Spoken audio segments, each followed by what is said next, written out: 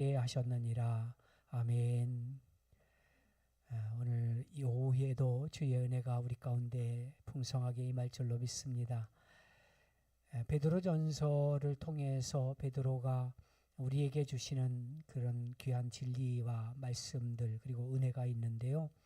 오늘은 우리가 정결하게 사는 삶이 어떤 것인지, 사실 이 세상은 정결하지 않잖아요.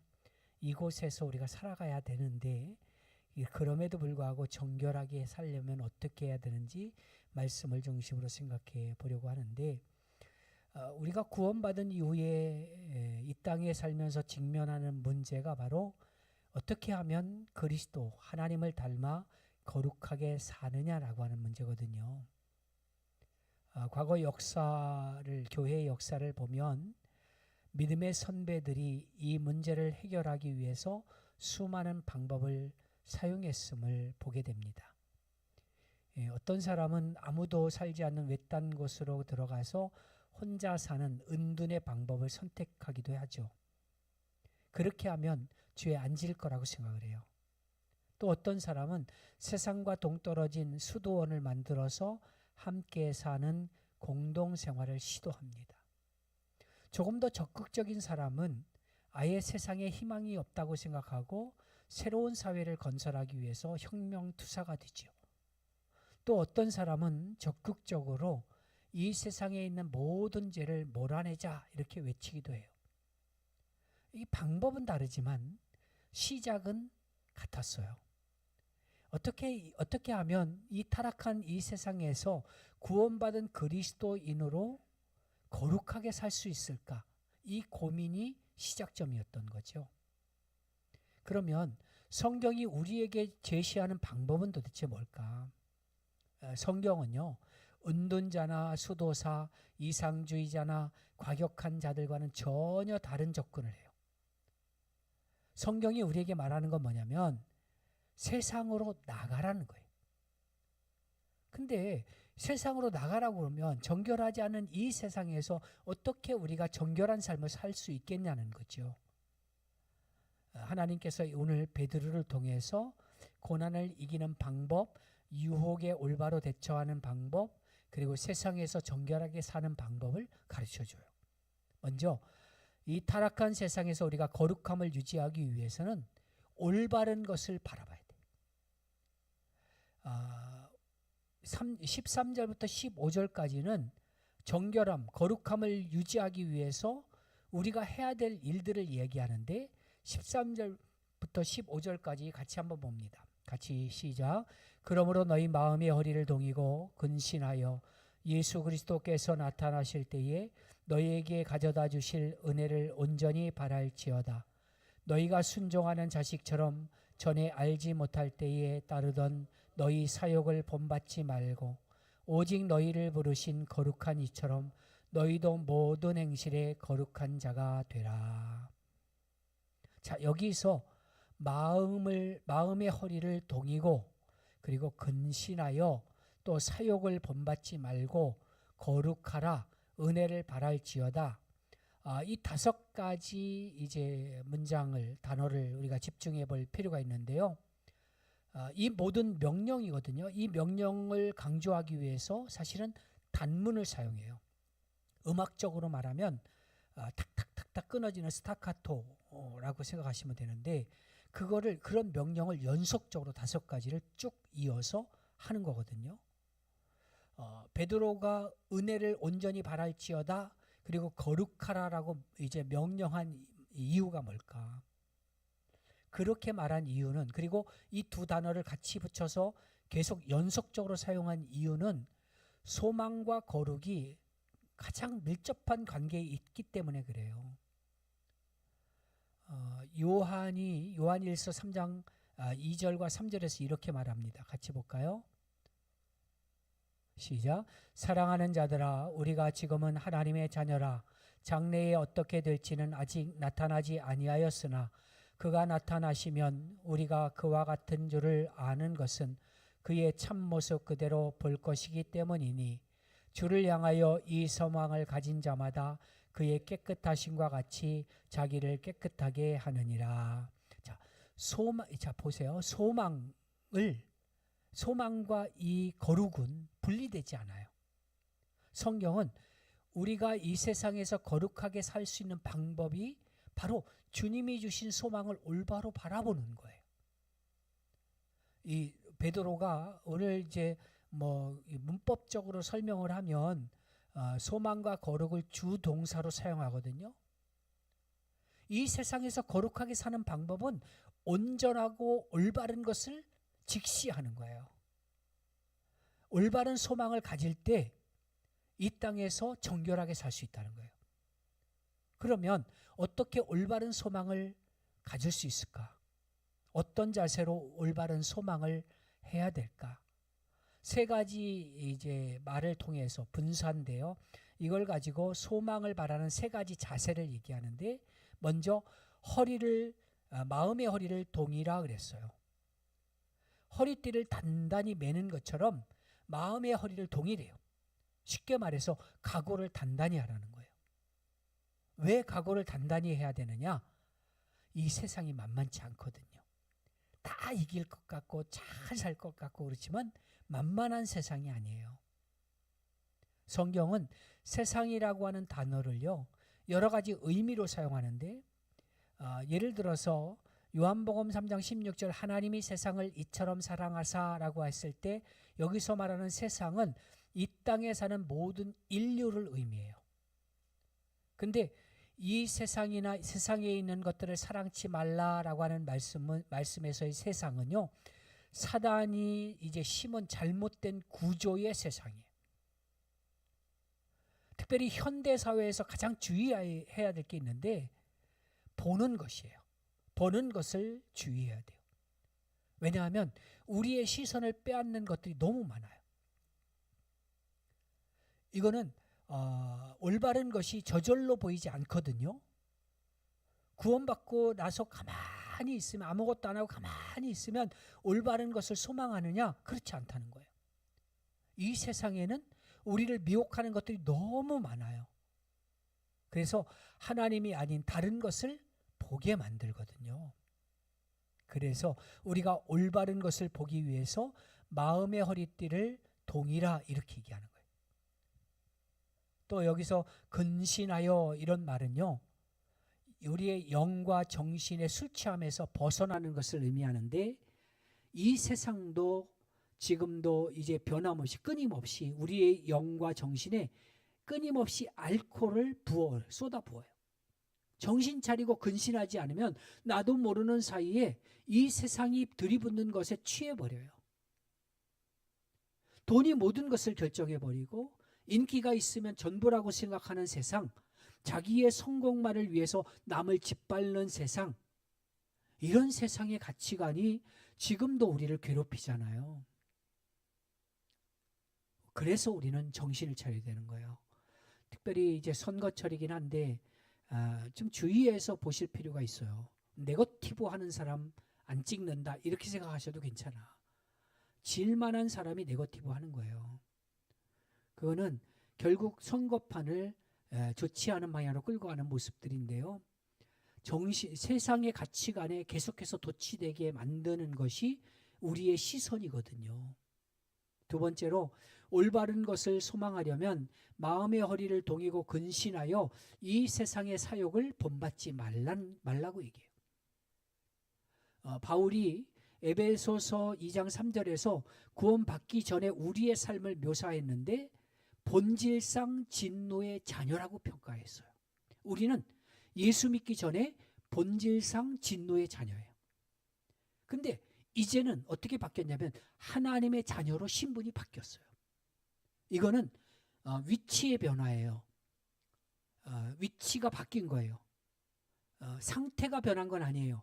계속해서 우리는 그리스도의 장성한 분량까지 성장해야 되는데, 위치가 예수 그리스도를 내 구주로 믿고 고백하고 영접하는 순간 위치가 바뀌어버렸어. 본질상 진노의 자녀였다가 하나님의 자녀로 바뀐 거예요. 그러면서 본문 14절에서 이제 베드로가 권면하는데 같이 한번 볼게요. 시작. 너희가 순종하는 자식처럼 전에 알지 못할 때에 따르던 너희 사욕을 본받지 말고. 자, 여기 순종하는 자식처럼이라고 했는데 우리는 과거와 달리 순종하는 자녀가 됐다는 거거든요. 그러면 순종하는 자녀로서 마땅히 세상의 사욕을 본받지 말라는 거예요. 우리가 정말로 거룩하게 살고 싶다면 그러면 먼저 보는 것을 조심해야 돼. 보는 것이 삶을 결정해요. 눈은 언제나 마음과 밀접한 연관이 되어 있거든요. 그래서 그러면서도 눈은 날마다 계속해서 매력적이고 관능적이고 즐거운 것을 보게 만들어요. 지금처럼 사실 눈이 어지러운 시대가 있었을까 싶을 정도로 휘황찬란합니다. 과거 힘들 때에 우리 믿음의 선배들은요, 확실한 소망을 가졌어요. 그들은 천국을 소망했어요. 삶이 부유하고 문명이 발달한 지금 우리에게는 보암직한 것이 너무 많아요. 예전에는 보암직한 것들이 그 상대적으로 훨씬 적었기 때문에 주님을 소망하는 일이 훨씬 더 쉬웠어요. 그런데 요즘은 보암직하고 탐스럽고 보암직한 것들이 너무 많아요. 그래서 우리가 가져야 될 소망이 점점 희미해지는 거죠. 이런 상황에서 우리를 향해서 오늘 골로새서 3장 1절과 2절에서 말씀합니다. 같이 보겠습니다. 시작. 그러므로 너희가 그리스도와 함께 다시 살리심을 받으면 위의 것을 찾으라. 거기는 그리스도께서 하나님 우편에 앉아 계시느니라. 위의 것을 생각하고 땅의 것을 생각하지 말라. 자, 이 말씀은요, 현재형이에요. 끊임없이 위의 것을 생각하고 끊임없이 땅의 것을 생각하지 말아야 된다는 거예요. 거룩하게 살고 싶다면 오직 마음의 허리를 동이고 근신하여 사욕을 버리고 하나님이 주신 소망을 바라보시기 바랍니다. 두 번째로 거룩하게 사는 방법은 뭐냐면 두려움 가운데 행하는 거예요. 쉽게 말해서 당장 눈에 보이는 것만 보고 살지 말고 훗날 다가올 심판, 결과를 심각하게 보라는 거예요. 본문 17절에서 이야기하는 것처럼 이 땅에서의 삶이 결산할 때가 올 거예요. 같이 볼까요? 시작. 외모로 오시지 않고 각 사람의 행위대로 심판하시는 이를 너희가 아버지라 부른즉 너희가 나그네로 있을 때를 두려움으로 지내라. 사실 현대인들은요, 이 두려움이란 단어를 싫어해요. 좋아하는 단어는 그거죠. 사랑과 은혜, 용납과 용서, 자비, 이런 단어들이. 근데 세상 풍조는 그런 단어를 지나치게 좋아한다 할지라도 그리스도인은 좀 달라야 돼요. 반쪽짜리 진리만 고집하면 안 돼요. 그러면 넘어지는 거예요. 우리의 삶이 망가져요.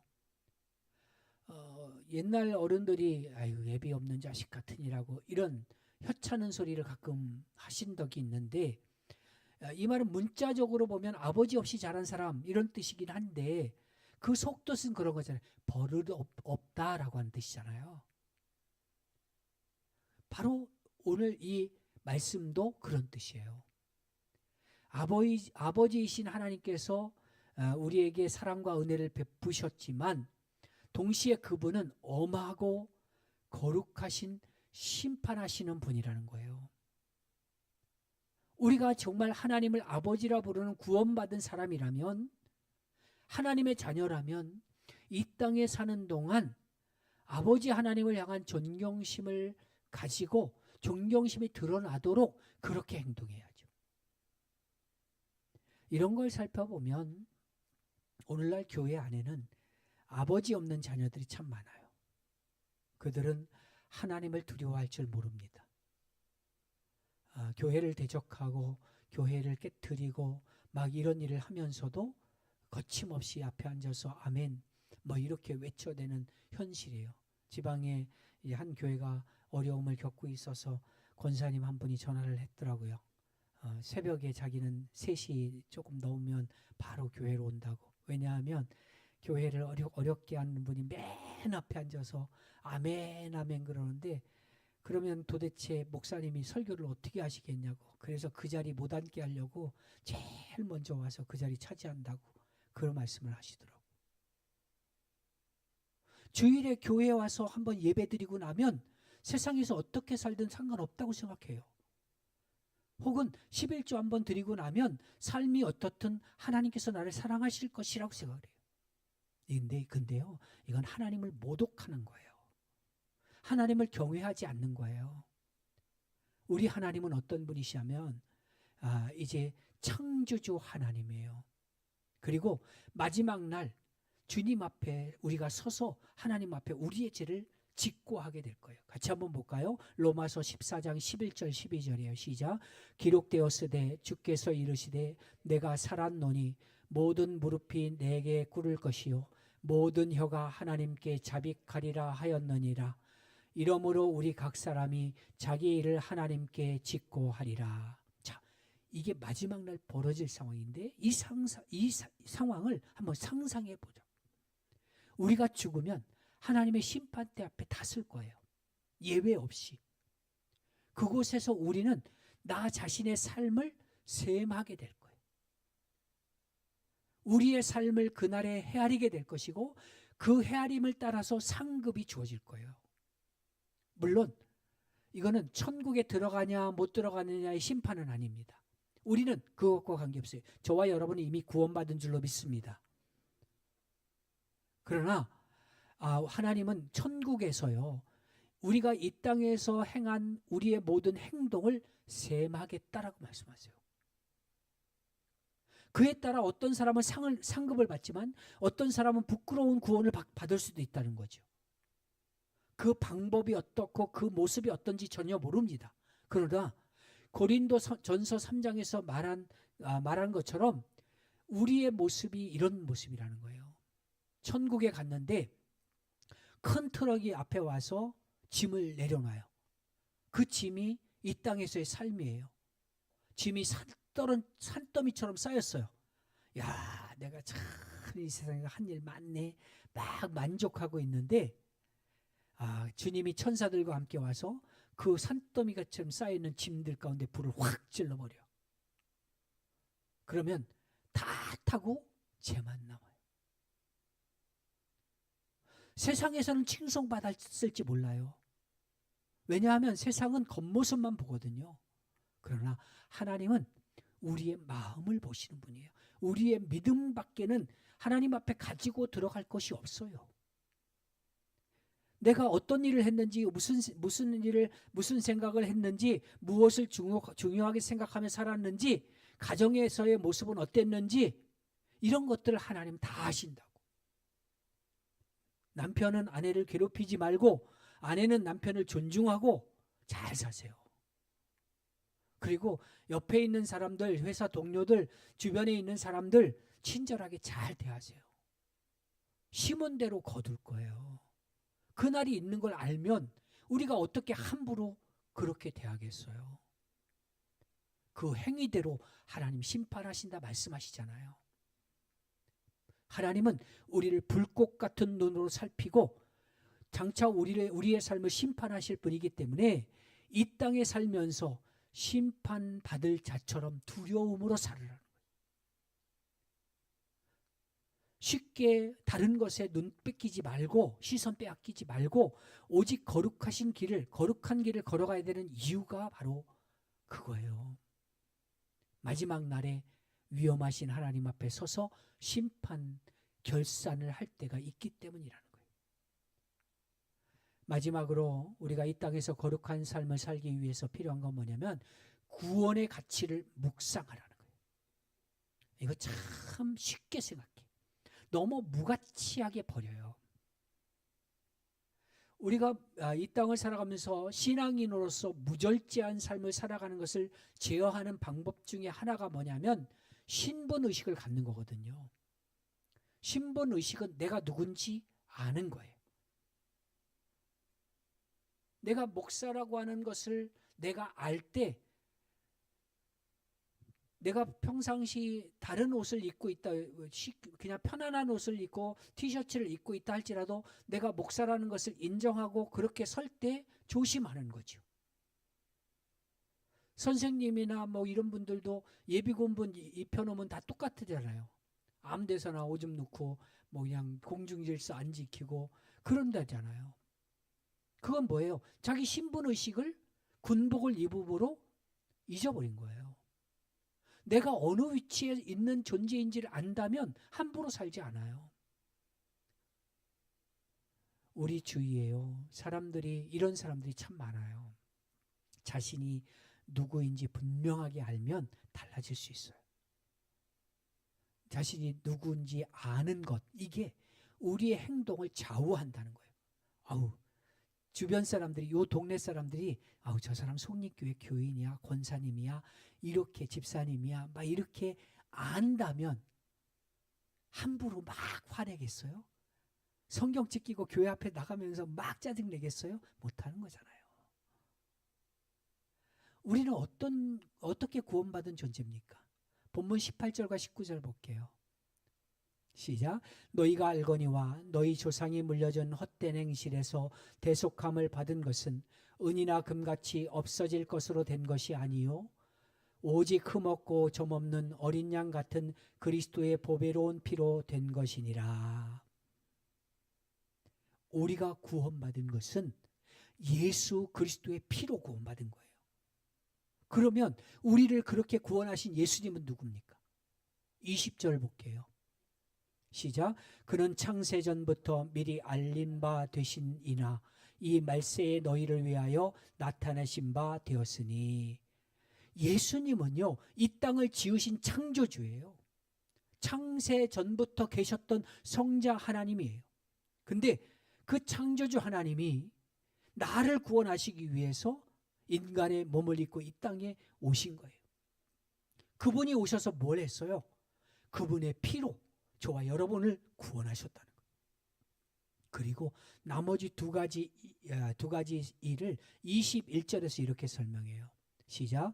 너희는 그를 죽은 자 가운데서 살리시고 영광을 주신 하나님을 그리스도로 말미암아 믿는 자니 너희 믿음과 소망이 하나님께 있게 하셨느니라.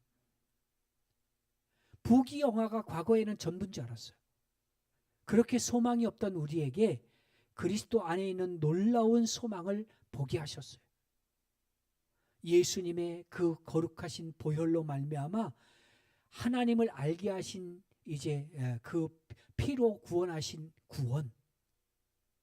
우리로 하여금 이 땅에 썩어질 것이 아닌 영원한 하늘나라와 하나님을 바라보게 하신 그 구원이 얼마나 귀하고 가치 있는가를 우리가 알아야 돼요. 저나 여러분이나 이미 구원받았어요. 그거는 변함없는 진실이에요. 내가 구원받았나? 의심하지 마세요. 구원을 통해 우리의 죄사함과 대속함을 이미 받았어요. 또한 영원한 하나님을 아버지로 모시게 됐습니다. 구원으로 말미암아 영생을 소유하게 됐고 우리는 이렇게 귀한 구원을 받은 사람들이에요. 우리는 이렇게 귀한 하나님의 자녀가 된 사람들이에요. 우리는 이 세상의 가치관이나 욕심에 자신을 함부로 던져버릴 수 없는 귀한 존재예요. 하나님과 더불어 영원히 살 존재예요. 하나님의 자녀요, 거룩한 나라요, 하나님의 백성이에요. 이 구원의 가치를 묵상하라는 거예요. 내가 받은 구원이 내가 아무것도 안 했는데 구원받은 것, 그래서 무가치한 게 아니라는 걸 알아야 된다는 거예요. 그래서 이 구원의 가치를 날마다 묵상하지 않으면 자꾸 놓쳐버려요. 제가 벌써 이제 근 30년 가까이 목회를 하다 보면 모든 것이 이제 구원이었음을 다시 한번 깨닫게 되는데 젊었을 때는 구원이라고 하는 게 신앙의 기초인 줄만 알았어요. 그래서 구원을 한 번 가르치고 그냥 지나갔어요. 근데 성경을 알면 알수록 구원은 기초가 아닌 전부예요. 왜 작은 이익과 돈 몇 푼에 함부로 자신의 양심을 팝니까? 그거는 구원의 가치를 몰라서 그래요. 왜 질병에 걸리면 세상 다 꺼진 것처럼 낙심하고 슬퍼하냐면 구원의 가치를 모르니까요. 왜 교회에서 봉사하다가 누군가의 작은 말 한마디에 마음 상해서 이제 그만둬 버리고 성도끼리 다툽니까? 구원을 몰라서 그래요. 기도할 때요, 내게 구원의 감격을 회복시켜 달라고 기도하셔야 돼요. 다윗처럼 주여 내게 구원의 기쁨을 회복시켜 주옵소서, 이렇게 기도해야 돼요. 이 구원의 가치를 알면 알수록 우리는 함부로 살 수 없어요. 작은 유혹에 넘어질 수도 없고요, 고난 앞에 무릎을 꿇을 수도 없어요. 구원의 가치를 알게 되면 담대하게 앞을 향해서 나아갑니다. 좀 없으면 어때요? 좀 어려우면 어때요?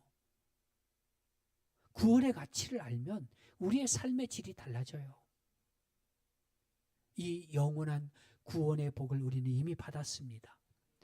이미 받은 우리가 하나님이 우리에게 주신 소망을 올바로 바라볼 수 있길 바랍니다. 우리를 심판하실 하나님을 경외하시고 구원의 가치를 날마다 묵상하면서 이 땅에서 하나님의 자녀로 거룩하게 정결하게 살아가는 우리 모두가 되기를 주의 이름으로 축원합니다. 아멘.